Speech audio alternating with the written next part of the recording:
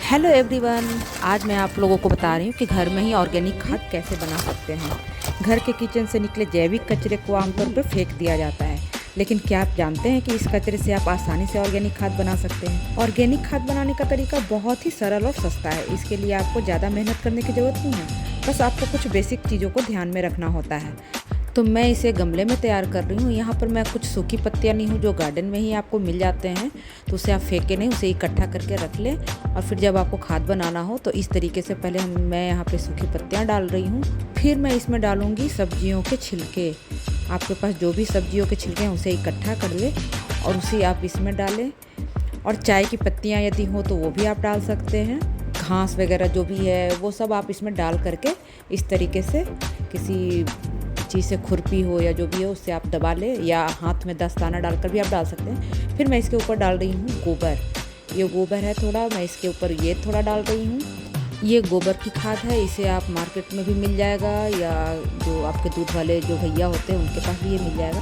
आप गोबर के उपले को भी तोड़कर डाल सकते हैं। फिर मैं इसके ऊपर डाल रही हूँ ये मिट्टी डालने के बाद इसे आप अच्छे से फैला लें, और फैलाने के बाद फिर आप इसमें डालें पानी।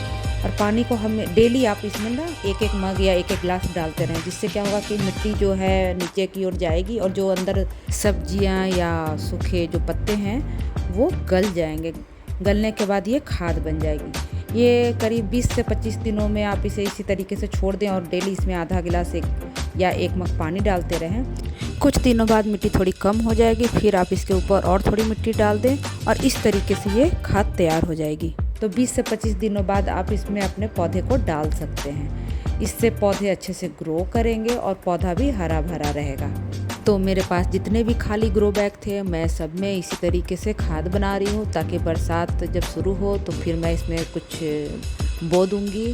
जैसे साग वगैरह हो जाएंगे, करेले हो जाएंगे, जो ठंड के मौसम में सेम वगैरह आती है वो है, तो मैं सब इसमें डाल सकती हूँ। तो मैं अभी इसे तैयार कर रही हूँ। तो जितने भी मेरे पास खाली थे मैं सभी को इसी तरीके से डाल के मैं तैयार कर रही हूँ, ताकि मुझे आसानी हो जाए इसमें बीज डालने में।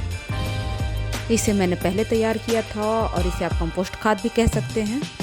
खाना बनाने के साथ साथ मुझे बागवानी बहुत पसंद है। पिछले कई सालों से मैं बागवानी कर रही हूँ, मुझे बहुत खुशी होती है।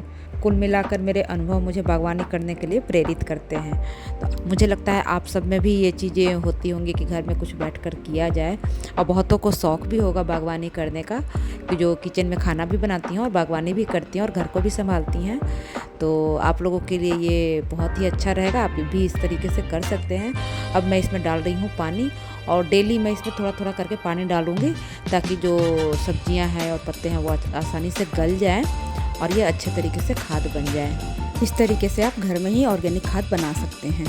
आपके पास यदि खाली ज़मीन है तो आप उसमें भी ये खाद बना सकती हैं। आप इसे गड्ढा खोदकर भी बना सकती हैं। तो कैसा लगा हमें ज़रूर बताइएगा, और आप भी इस तरीके से ट्राई कीजिएगा। Thank you.